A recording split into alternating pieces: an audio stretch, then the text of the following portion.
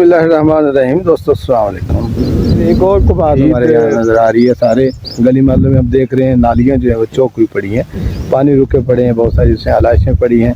वैसे बल्दिया वगैरह इन लोगों ने भी ज़ाहिर काम किया हुआ है, सारी चीज़ नज़र आ रही है, लेकिन हम भी जो है बहैसियत इंसान, बहैसियत शहरी कोई इतने सिविलाइज नहीं है। इस हवाले से कुछ थोड़ी सी सिविलाइज होने की ज़रूरत है कि हम जो है वो जो भी वैसा है, जो भी उजरी शोजरी है, मोजरी मकरू होती है, ठीक है, करते हैं, लेकिन हम उसी तरह पूरी अलाइज समेत जो है ना उसको हम बाहर फेंक देते हैं। यार उसे निकाल लो, निकाल के साफ करके रख लो, कोई आ जाता है ज़रूरतमंद उसके भेज दो आप। लेकिन कुछ घर ऐसे होते हैं जो नहीं खा पाते, सारा साल नहीं खाते, उनकी ज़रूरत होती है, कोई आ जाए तो उसको दे दे, वो पक जाएगा, पक के वो किसी के इस्तेमाल में आ जाएगा। और लेकिन अगर आपकी बाहर फेंकी उजरी वो पूरे अलाज के समेत वो पूरी पड़ी रहेगी, ज़ाहिर आप दूर फेंकने नहीं जाएंगे, साथ ही कहीं फेंक देंगे, कई दिन जो उसकी अलामत पड़ी रहेगी। पहली बात तो ये कि फूलेगी, फूल के धमाका करेगी, या पटाखा जो भी है उसके वो फैलेगा, गंद भी फैलेगा, और वो गंद जो है नज़दीकी नाली में चला जाएगा।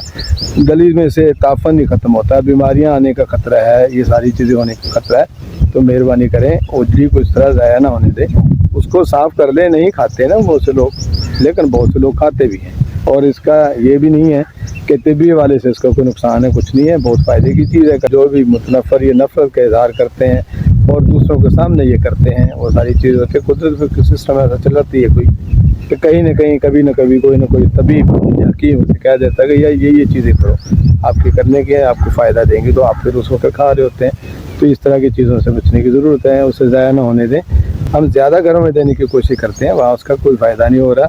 अगर वो जो है शाम तक वही दो बोरियाँ इकट्ठी होते, शाम तक उसके पकने का बंदोबस्त हो, तो आप तो रज के खा के बोतलें शोतलें पी के बैठे होंगे, और वो बंदे अभी भी इस इंतज़ार में होंगे, वो घर अभी भी इस इंतज़ार में होगा कि उसके पूरा हो तो ही वो पकाए।